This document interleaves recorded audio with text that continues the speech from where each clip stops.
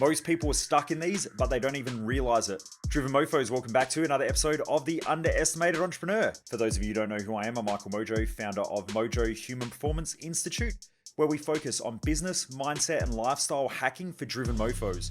And the reason why I do these episodes is that most people waste their life, and I just don't want you to be one of them. All right, today we are talking about something that most people don't even know that they have, and they are so common. It's probably one of the most common patterns that most people have in regards to their lives, yet most people don't realize that they have them, which means that they can't change them. Because the first part of change is awareness. What I'm talking about is vicious cycles. Most people don't realize that they have vicious cycles, probably because they don't spend enough time reflecting or thinking through things in an environment which is conducive to thinking effectively. What I mean by that is that a lot of people have the weekends off and they'll sit in front of the TV and they'll preoccupy themselves. Or they'll watch sport and they get caught up in other shit, or they get caught up in other people's drama. So it deflects their thinking away from thinking about what they're going through in life and their challenges. Now you might be thinking, well, I do think about my problems and I do think about my stress, but the question really is, how effective do you think through those stresses, those problems, those frustrations, or those cycles that you have? And for most people, it's not very effective. The reason why I say that is because after working with tens of thousands of people and probably having seen hundreds of thousands, if not millions of people's patterns of behaviors, you can tell by a person normally that if you just listen to them talk, it's normally very obvious that they're very predictable. So a lot of people will have vicious financial cycles. They will get ahead financially and then they'll end up back at the same position, which is broke or living week to week and struggling, and they'll be stressed and they'll be frustrated. Then they'll work through that for a period of time. They'll have a lot of pressure, a lot of stress. They'll just start getting a bit of free flow. Everything will be going great. Life's going great. And then bang, the next second, they're back in the shit again. And that's their cycle. Some people's financial cycles are 12-month cycles. Some people, they're 2 years. Some people, they're 5 years. And some people, they're 6 or 7, maybe even 10 years. I've got a few people that I know and who I've come across. And effectively, they bankrupt their company about every 7 years. So they'll grow a business and then they end up bankrupt. And this is like their third or fourth cycle that they've gone through. When they're on the way up, they become completely ignorant and oblivious to this pattern exists. When everything's a problem, they normally don't have the time to invest, the money to invest, or the mental capacity in an inspired state to invest. So instead of investing in change or investing in their growth, when everything's going well, they go, oh, fuck it, I don't need it. Everything's gone sweet, like everything's gone great again. I've sorted it out this time. But the truth is they haven't sorted it out this time. They're still in the same vicious loop, and it's just a loop. So they're on the way up, but they don't realize that they're going to end up back at the same position, which is bankrupt again. And so the couple of people that I'm thinking of, about every 5 to 7 years, they end up bankrupt again. I have a few people that I know who start businesses and they get a business off the ground, it gets going, and about 3 to 4 years later, they end up jumping into a new business and the old business turns into just a pile of shit. And they jump into this new business and off they go again. And so they're great at starting businesses, they're just crap at building them. And they don't realize that that's part of their vicious cycle. I was talking to a business owner today who is probably, the business is a couple of $100 million in turnover. And the challenge that I was talking to them about is that they have a lot of heavy investment. So the business grows quite quick, but unfortunately this person is still trapped in a founder's mindset. And as a founder of a business, when you first start a business, you're quite erratic. You've got to do a lot of things. You've got to do sales, you've got to do marketing. There's not a lot of system, there's not a lot of process, there's not a lot of infrastructure in the business. And so because of that, you just bounce around and you just tell people what to do all the time. Hey, I need this done. Hey, I need that. Hey, have you remembered this? But it's quite chaotic. So as a founder of a startup, you wake up at 1 or 2 o'clock in the morning and go, oh shit, I forgot to do that.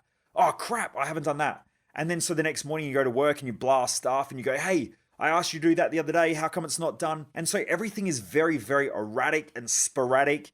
And there's no real proper decision-making process. There's not a lot of great management. There's not really a lot of great leadership, even though those business owners think that they're good leaders. They're not actually good leaders, because if you look at the business as a whole, it's very erratic and it's crazy and there's a lot of shit going on and everyone's just flying off of the seat of their pants. This founder had a very predictable pattern. Even though their business is worth a couple of $100 million, they still have that founder mentality. And so they will start a business, they onboard a heap of staff, they onboard a heap of cash, then they expect that the staff are going to figure everything out. But they like selling.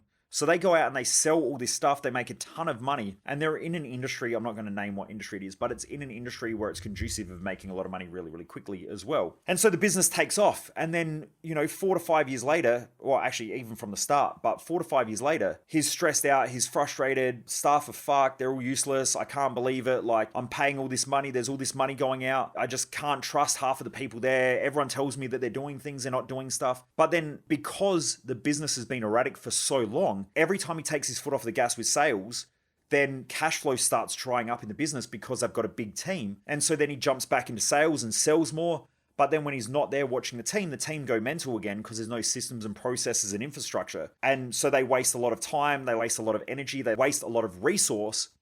And so then he's got to jump back out and sell again. But his vicious cycle is that he goes back into selling all the time instead of working on the team.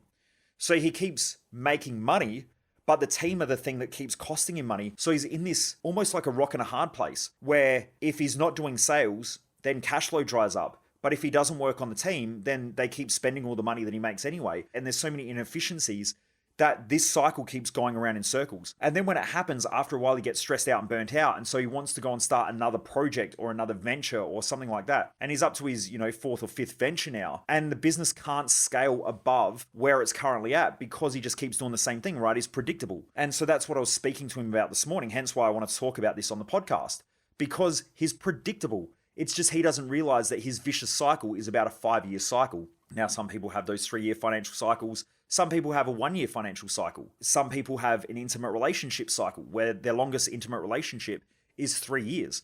And that's because they love the dating phase. They love the passion stage where both parties pretend that they're something that they're not, show all their upsides, look at all the good things that I do.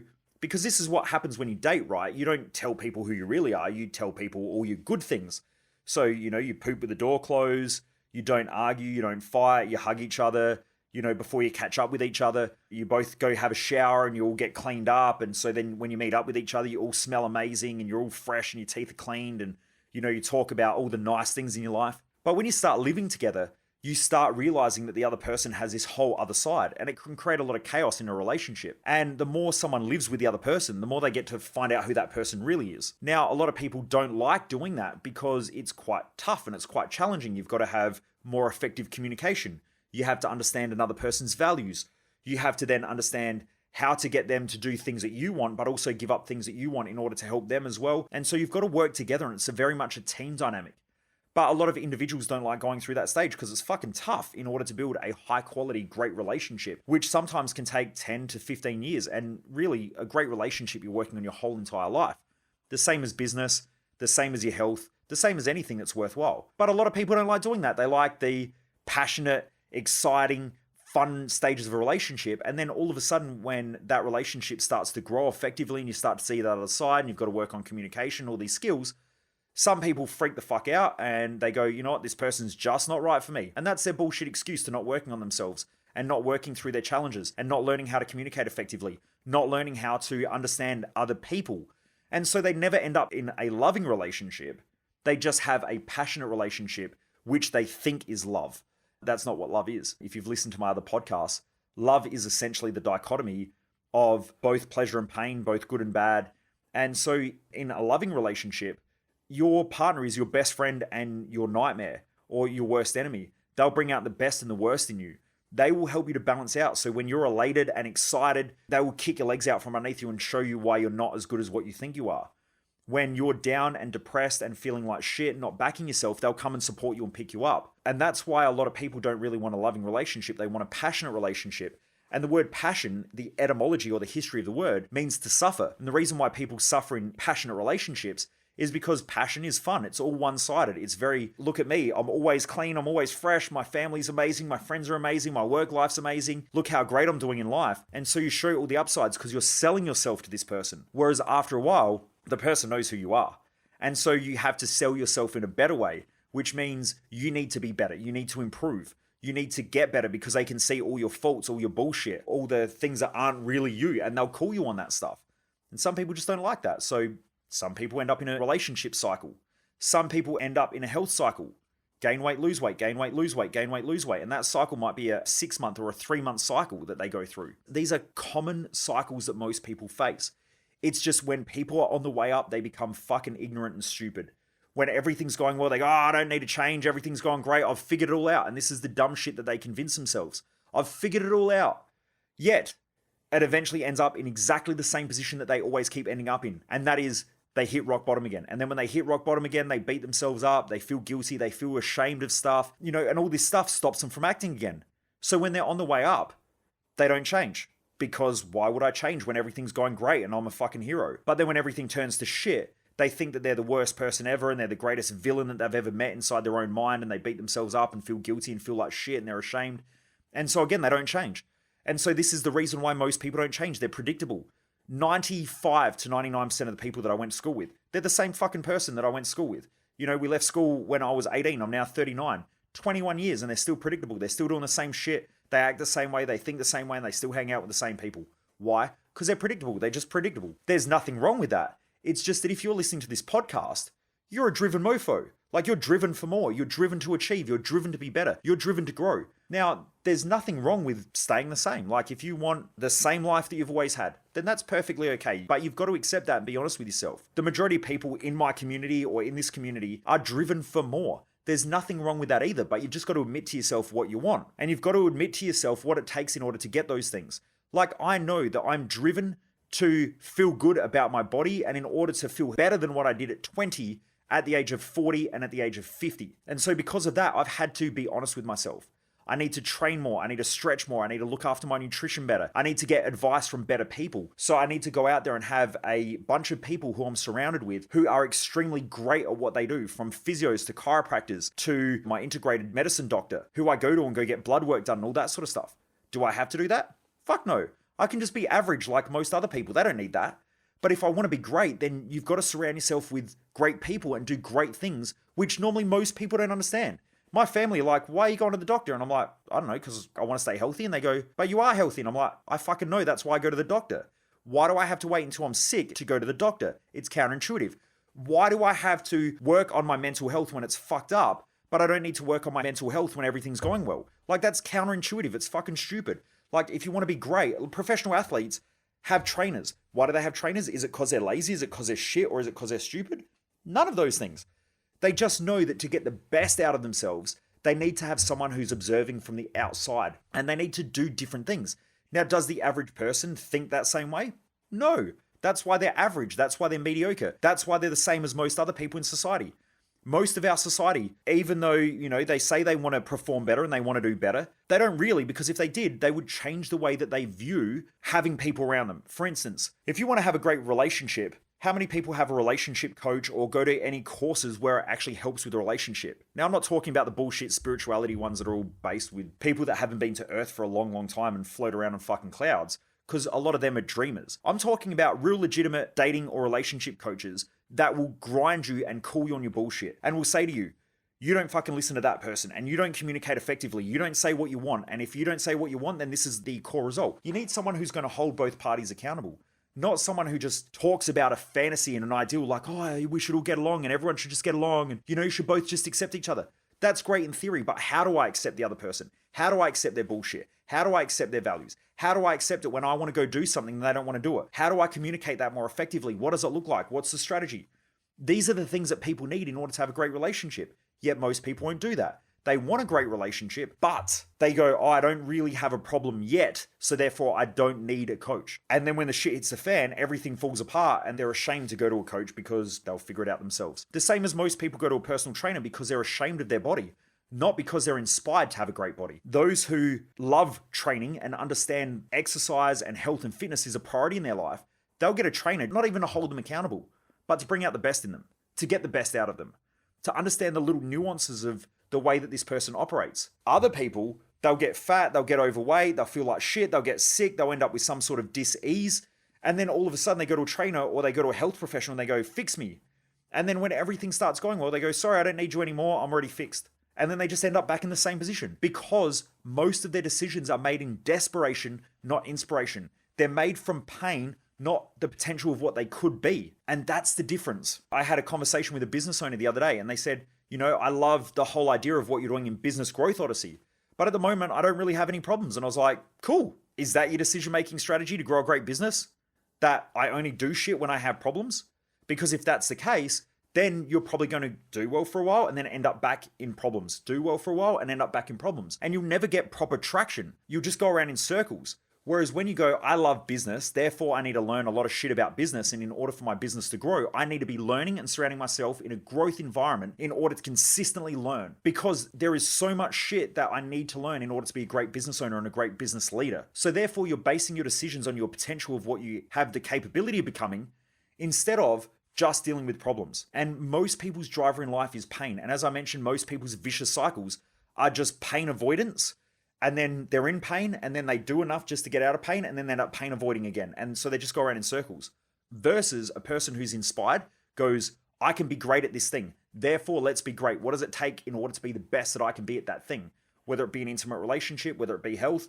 Like, I've got a personal trainer. I have my medical doctors. I have people around me who are optimizing my health. Did I do that before the business went well? Yes. I was doing all this shit before the business went well. It actually helped the business to do as well as what it has. So a lot of people wait until they're at some point before they do things, instead of realizing like these are the things that I do now that will create habits that will lead and drive me to greater success. So this is the way that I think is a better way of thinking. Like, do I just make decisions out of desperation or do I make decisions out of inspiration? Like, if you're only making money in order to be comfortable, you're only going to do enough to be comfortable. And then when you're comfortable, you end up going back to being uncomfortable. And this is like 95% of society. And then people wonder why the rich get richer. Because the rich admit to themselves, I want to be fucking loaded. I want to be able to do whatever I want, however I want, whenever I want. But in order to do that, there comes a responsibility. And there becomes a whole bunch of shit that I need to learn in order to get ahead financially. And really, what I'm basing all my decisions on is consistently moving forward and growing financially. And so they'll consistently make decisions in order to grow financially. And that's just how they operate. Whereas the average person is looking for comfort financially. So they'll do just enough to get ahead and then they end up back in the same position. Because when they get ahead, they blow all their cash and they go back to being in pain again. So they end up in this vicious cycle. So what I've learned is that if you want to be great, master every area of life and go, is this the best that I can do? Do I want to be super rich? Fucking oath I do. Do I want to have a global empire? 100% I do. And once I admitted that to myself, I was like, cool, let's grow. And what it did was it gave me freedom. Now, some people who are listening to this probably, I don't know, might judge me on me worrying about money, or actually, I won't even say worrying about money. But I'm like, why wouldn't I be inspired to be super wealthy? Now, that doesn't mean that I'm just going to sit on a truckload of cash like we were taught from watching stupid TV shows like Scrooge. Remember the character of Scrooge? He has all this money and he's an asshole and all that. Like, if you go back to all childhood movies, the rich person's normally the asshole, right? And so people grow up with this natural idea that if you're rich, you're an asshole. That's the majority of society. That's what keeps most people fucked up financially. And then most people wonder why they can't get ahead. Because they judge people. So if you're listening to this and you're judging someone because of their money or their wealth or their finances, that really says more about the thinking behind that than it does anything else. Because without people with a lot of money, you wouldn't have businesses, you wouldn't have an economy. And essentially, it's the businesses that keep the government in flow. Essentially, businesses run the whole country. Now, we have a government and the government tax those businesses, and then normally they flounder all the fucking cash on dumb shit anyway, and it doesn't get used effectively. Whereas as business owners, you have to effectively use money in order to produce something. So good businesses are productive. Governments aren't productive because they get free money. And anytime anyone's given something for nothing, they tend to waste it. Which is why governments blow a lot of cash. And so do councils and stuff like that, because they don't lack accountability. The only thing that they need to do is just ask for more cash. Like, do they just put up taxes if they spend too much on dumb shit? The point that I'm trying to make is that if you can't admit to yourself, my goal in life is to be rich or to be wealthy, and my goal is to grow as much wealth as I can. Now, what does that mean? Does that mean growing a business? Does that mean employing more staff? What does that mean to the individual? If it's an answer like to just be comfortable, then that is a shitty answer. That is a vicious cycle answer. If it is, I want to keep growing. Like, I want to create a global empire with Mojo Human Performance. And I want to make sure that people are thriving as they age. I want to make sure that people have the best tools to bring out the best in themselves, the best in their families, the best in their businesses, all of those things. So if I can have $1 billion empire, the majority of that money is going to be invested in the business. Now, at the same time, am I going to live a great life? Probably. But that also hopefully inspires other people to do the same thing. There's trillions upon trillions, quadrillions of dollars globally. There's trillions of dollars that get moved around each day in the economy. And most people think that if someone's a millionaire, they're a fucking asshole. Do you know how insignificant $1 million is in the whole entire economy? It means nothing, right? So the question then is, well, why can't you have that? And then also, anyone can have great health. The question is, what stops you from getting that? So why can't you just sit there and look yourself in the face in the mirror, or look at yourself in the mirror and go, I want to have an amazing body. I want to feel great about myself, and I want to push myself to have the best health that I can as I age. And then when you admit that to yourself, you start making decisions to replicate that. Versus, I just want to lose weight. Well, you'll lose weight. Then what?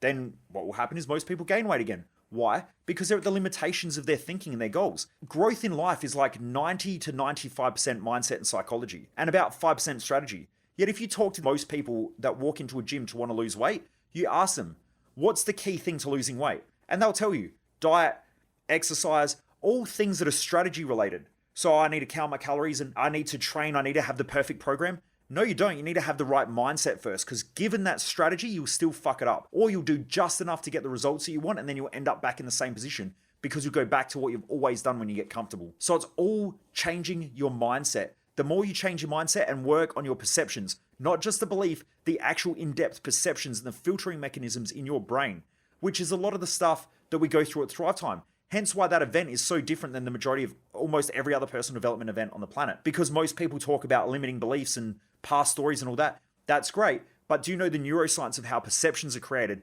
Because they drive all those beliefs and reinforce thinking and patterns of behavior. So my point is, everybody who is listening to this probably needs to be very self-aware about the patterns that they have, and see if you have very vicious replicatable cycles that keep going around in circles, whether they be 1 year, 2 year, 3 year, 5 year, and become very aware of those cycles. Because if you don't crack them and make changes and grow out of inspiration, you'll keep ending up back in desperation, and out of desperation you'll grow until the pain wears off, and when the pain wears off, you'll sabotage or self-sabotage and you'll end up back in pain. It's called a vicious cycle. And that's how the majority of society operate. Anyway, Driven Mofos, I hope you're enjoying this episode. If you haven't jumped across to our Facebook group, the No BS Business Hacks, and you're a business owner, jump across into that group. I've been amping it up the last couple of months, but I've got a heap of new stuff dropping in order to drive into the new year. Jump across in there. It's absolutely free. Just go to the search bar in Facebook and type in No BS Business Hacks.